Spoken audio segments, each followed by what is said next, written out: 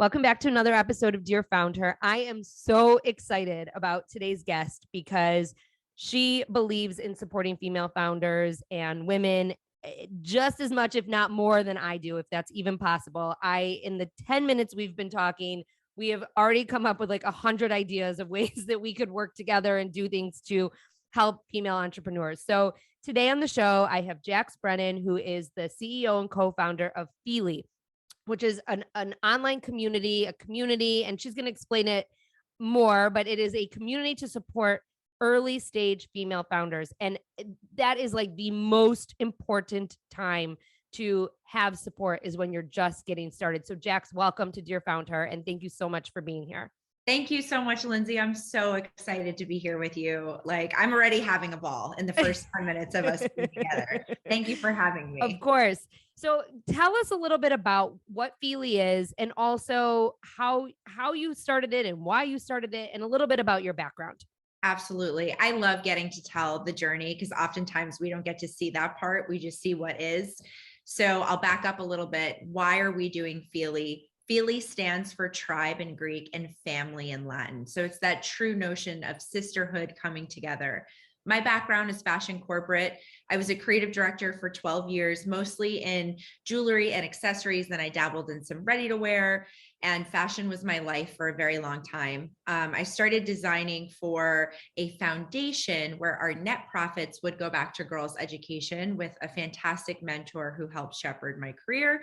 And we would give our net profits to like Girls Who Code, She's the First, Girl Up Foundation. And in the process of building this foundation, we started a documentary series for Refinery 29 called Connecting Thread, which was all about highlighting female artisans. And I did not have a film background. I never produced documentaries. It was a really interesting time in my life. Spent some time in India with these amazing humans who had nothing, but they were the happiest people in the world. And that was like the come to Jesus, aha, like, what am I doing with my life moment? I really wanted to be a founder. I really wanted to know what it was like to build and create on my own, with my own vision, listening to myself, learning to trust myself. I left that job to start a tech company, not necessarily aligned with my vision, but it was something I wanted to do. It was a SaaS B2B software. I had a few male co-founders, and we created a virtual fitting room for online shopping. It was before its time. We raised capital. I was in charge of our commercial division. And honestly, I had a really challenging time, Lindsay. I did not have a tribe of other women that were out there raising capital, learning about vesting schedules, asking what lawyers to hire. I didn't feel seen, heard, or understood. I had a really challenging time. And I came back to New York, winded up walking out of the business, leaving my vesting, just completely took myself out. And I started consulting in New York, joining every female founders group and mastermind that I possibly could, to grow, to learn, to find my tribe. And I found three things. One, masterminds are very expensive, $25,000 and higher, mostly older white men. That's what they were. And I learned a lot from them, and I'm really grateful for my time, but that's just what it was. Then there's communities like YPO, which are so important in EO. YPO, to join a New York chapter, you have to have 2 million in revenue and up to 50 employees. Just unattainable for somebody who's just starting out, right? And then I found a lot of female founders networking groups, and I love them, and I'm a part of most of them, but they weren't teaching me the hard skills that I needed on my journey. So I started Fyli with my co-founder, who's from China, who's currently in China as we build our Chinese entity at Fyli. And we started it as a club within Soho House at a table in meatpacking, until one day there was about 40 tables trying to pull their tables together to sit with our table so we can help women and talk about resources and share what we got with each other. And we looked at each other and said, you know what, this is something, this is real. Other people want this. So we took that concept and we actually created a business out of it. Fyli is a NAS business. This is a term that we coined, network as a service. We are a private membership community for early stage female founders, application only. We pair women in cohorts of up to 10. It's industry agnostic. So every woman sitting at that table has a superpower and skill set to contribute, because when we all bring our best to the table together, we move mountains. It's truly that peer-to-peer that makes Fyli so special. We take our women through a year-long journey, a unique curriculum structure of both personal and professional. So we're not a venture studio. We're not an accelerator. We're talking about everything from defining your core values, reframing success, raising capital, conquering imposter syndrome, building your board, getting your suite of resources, your lawyers, your team, everybody you need to get set up for success. And then we help them with funding opportunities. First checks in. If they're raising capital, some of our founders are bootstrapping, some of them never need to raise, or they're not venture-backed businesses. They're consultants, creatives, freelancers. So all of this to say, we've been doing this for 3 years now. We now have a global community of 10,000 women. There's a huge appetite for what we're doing. And Soho House came in as our global partner. So we do not have physical locations. We're a hybrid of virtual and in person. And the biggest news I'm super excited to share, I'm just laying it all out here. UBS just came on board as our corporate partner. We are on a national tour for the rest of 2022 called Own Your Worth. They just published an impact report collecting data since 2016 about why it is important to invest in women and why women are using their dollars to create impact in this world. So I'm really excited about everything we're about to do with Fyli, and that's the story of why we started it. I love it, and thank you for taking us on that journey. And of course, like, I've read so much about you and I've been on your website, but hearing it from you is so different and unique, and that's obviously why we're here. So many things stick out. As you could see, I was taking so many notes when you were talking, but one of the things that sticks out most to me was just how organically and naturally this started. And when I started Bump Club and Beyond, that's how I started. I mean, I just started getting expectant parents together, and it grew and it grew and it grew. And very similar to you having the 40 tables pulling up at Soho House, I got to a point where I had hundreds of people, and so I was selling out a dinner on breastfeeding because everyone needed the information, and we were like kept adding more dates. So like it just very naturally happened. And so I'd really like for you to speak to that, because I think that a lot of founders try to force community, and it really isn't, it is not beneficial to anyone. And it really, I think the success always comes in the greatest form when it is natural. And I would love for you to talk a little bit about that, because you probably didn't have an intent to like do what you're doing now. I mean, I didn't have that intention either. I was just a pregnant woman who needed some advice on breastfeeding. Yeah. Absolutely. And I'm glad we're talking about this. I've never actually got to talk about this part of it, because everyone looks at us like a machine, a business, raising capital, growing 10x, here we go. And the really interesting part is we never planned to do this full time. When we first launched Fyli, we didn't even incorporate it for a whole year because this was our passion project. We were both working full time. I was consulting. My co-founder was running a marketing agency. And we were like, this is our fun passion, until it just became everything. It just like consumed our life, because it was the most exciting thing for all of us, right? And something interesting that happened to the entire world was COVID. We were both living in New York, and we hosted our largest event ever, 500 people in Brooklyn for International Women's Day, right before everything shut down. Our event was March 8th and the world closed March 16th. So it was like a huge awakening, right? And we were just freaking out. Like, what do we do? We're in our small apartments in New York City, like trying to figure out what the world is going to be like. And I just called my co-founder March 17th, St. Patrick's Day, the day after the world shut down. And I just said, what are we going to do? We got to do something. Like, everyone needs community. we can't charge for this. People don't have money. People don't know what's going to happen with their jobs, with their lives, with their families.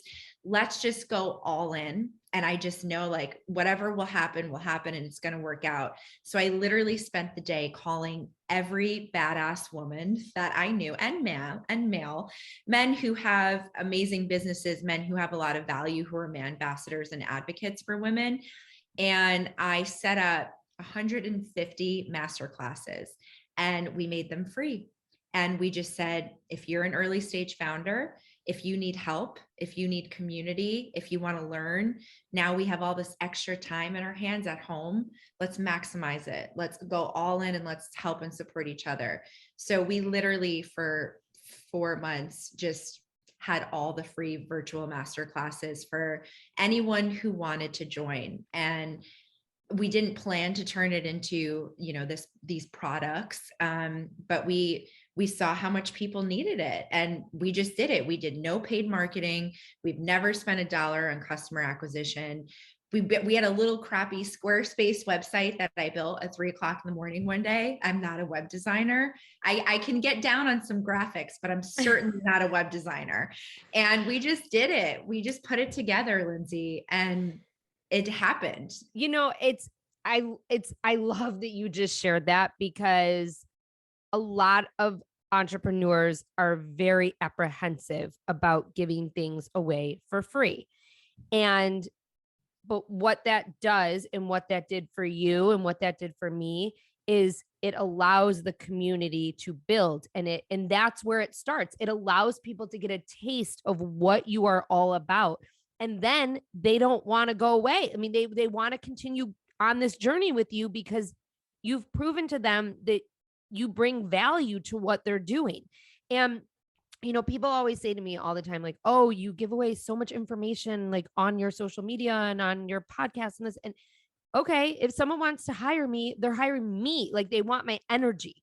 It's not that, like, the information is the information, but they want my energy. And so I've never been one to like balk about sharing things for free. And it was funny because when my business was acquired, the business that bought me like did not want to give things away for free because everything was about that bottom line number.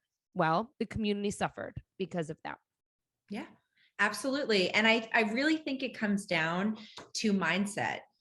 We as leaders can choose what kind of mindset and how we're going to show up in this world. And I believe in an abundance mindset. We have endless opportunities, endless creativity. There's no limit on these things. So by me giving and opening and making it available for everybody, we'll have more and more and more together. It's like this big pie and everybody's going to get a slice. Every woman at the table is going to get a slice of this pie. And I think if we start changing our mindset to abundance instead of fear and scarcity and like, this is for me, this is only for me, I need this for me. If we just leave that aside, this is where the magic happens. And I've watched it in my life over and over and over again. So what was the shift that turned Fyli from this free class content machine into a business? Yeah, that's a great question. I do credit a lot of that too to my co-founder, Yan Yi. She goes by Summer. And we were just thinking, how do we actually turn this into a company and leave our jobs, our consulting agencies, and just do this full time? And we sat down and we made a roadmap. We made a plan. We did a lot of market research. We looked into how many masterminds were out there, what they costed, how Ivy built their community, what Chief was doing and is still doing for corporate executive women. And we saw the market size. There's 13 million female founders currently in the United States alone. And we saw the need. 48% of women say that they're not going to succeed at business because they don't have access to a mentor. What? 48%? That's almost half. 2.5% of venture capital, crappy number, goes to women, less than 1% to non-white women. I'm Latina, my co-founder is Chinese, my COO is Japanese and Black. We have a highly diverse founding team. We're doing this work because we need to do this work. So we literally built a plan, a strategy. We put our heads together. We made a roadmap. We figured out pricing, how we can make it affordable. And then we thought about corporate partnerships, how we bring in these amazing companies to help fund and offset costs for us to be able to do this work. And listen, it's a journey. It is a journey. And this is something that I teach all of the founders in our community. I still consult to this day. I still create other streams of revenue so that I can support myself and this business. Because when you are a startup founder, you can't expect to just take a salary like year 1, year 2, sometimes even year 3. It takes time to build, right? So I think that if you come from an abundance mindset and you have a plan and a strategy, step by step is how you get there. It does not happen overnight.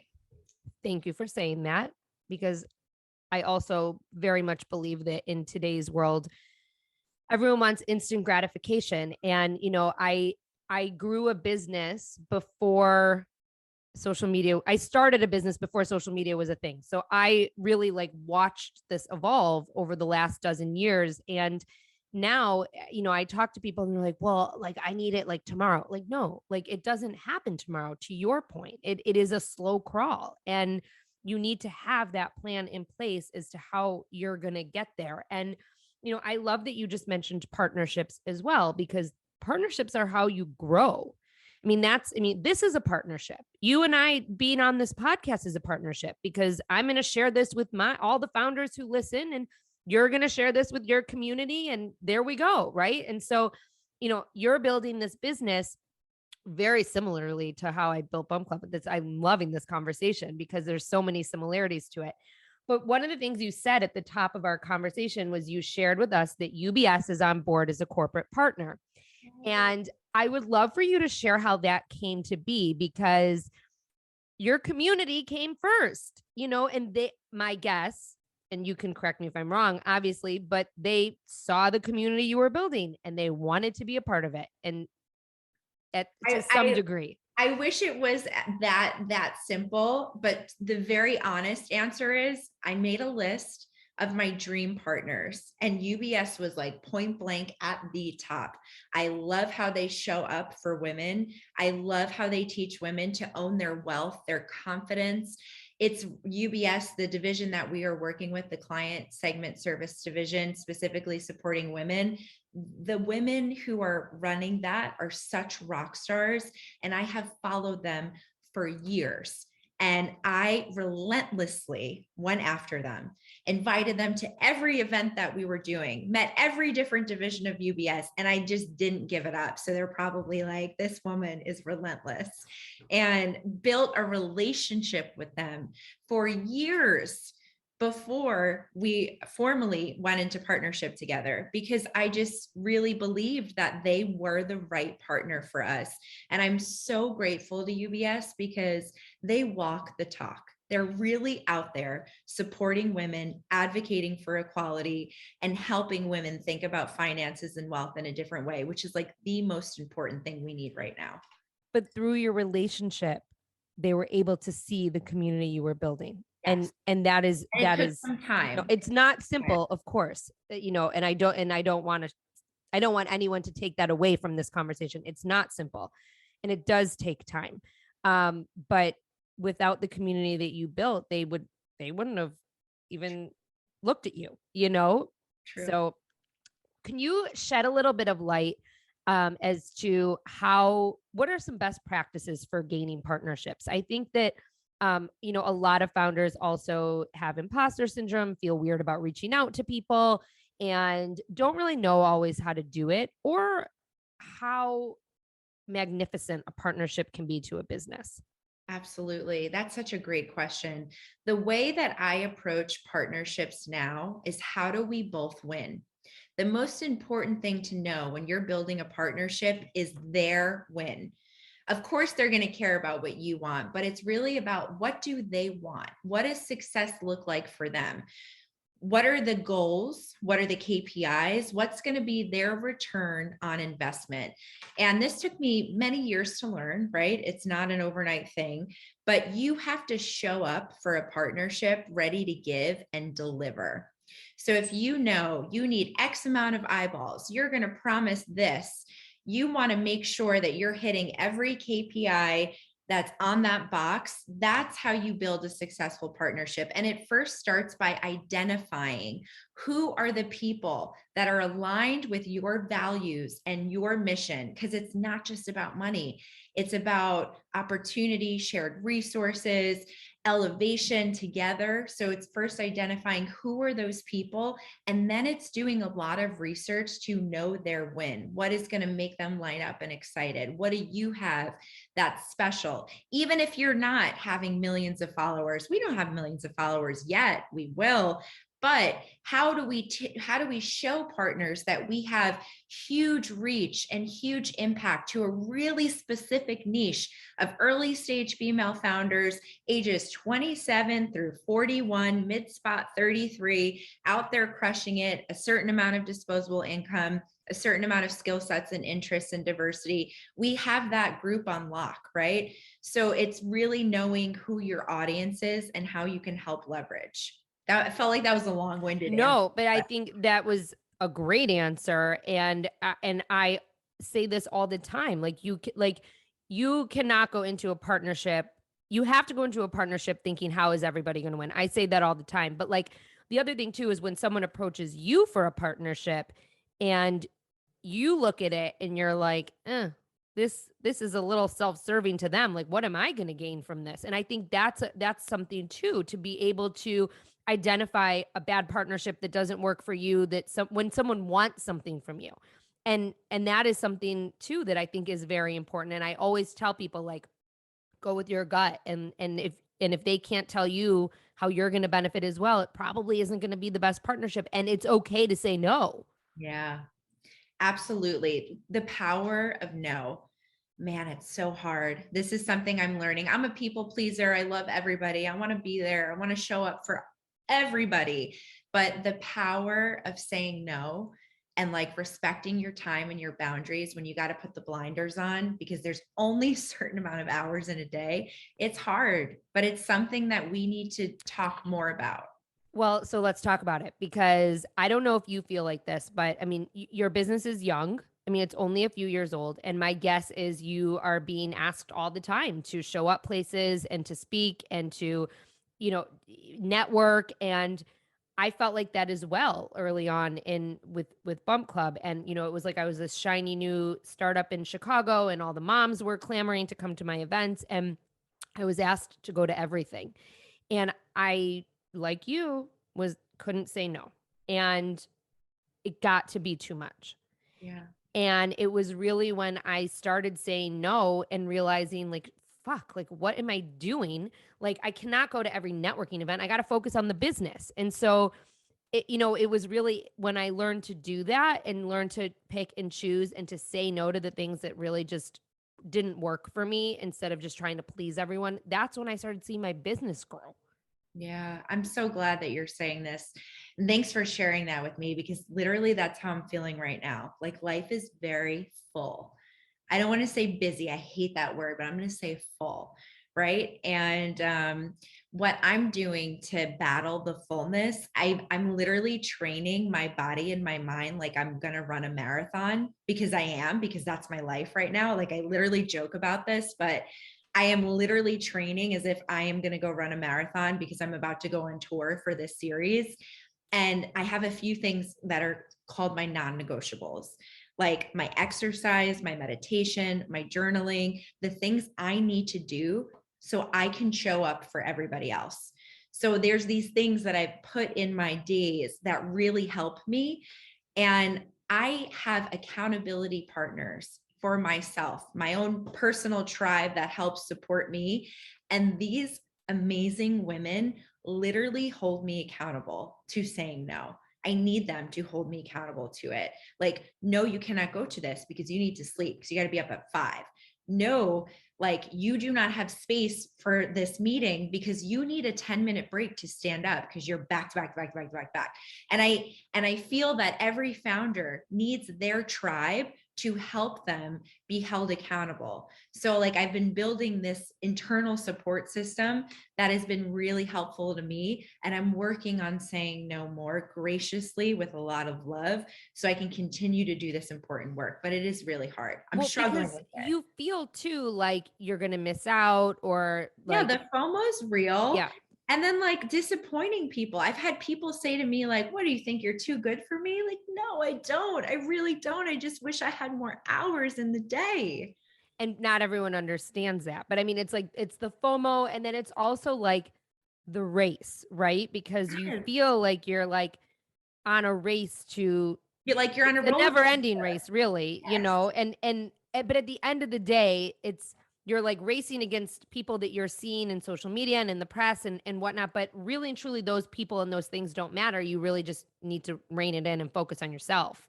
Yes, literally. I just had one of the most life-changing coffees with an amazing community leader who is male, who just exited his community business for $20 million, completely bootstrapped, self-funded. And he looked at me and he's like, clear your calendar, clear everything once you finish your commitments and focus on this one particular goal that he helped me outline, and blinders, shield, everything on, go just this one thing, go for that. And this will help you do X, Y, and Z. So sometimes we need an outside perspective to help us see how we race faster, further, better, and more aligned. Without a doubt. I mean, outside forces are so important.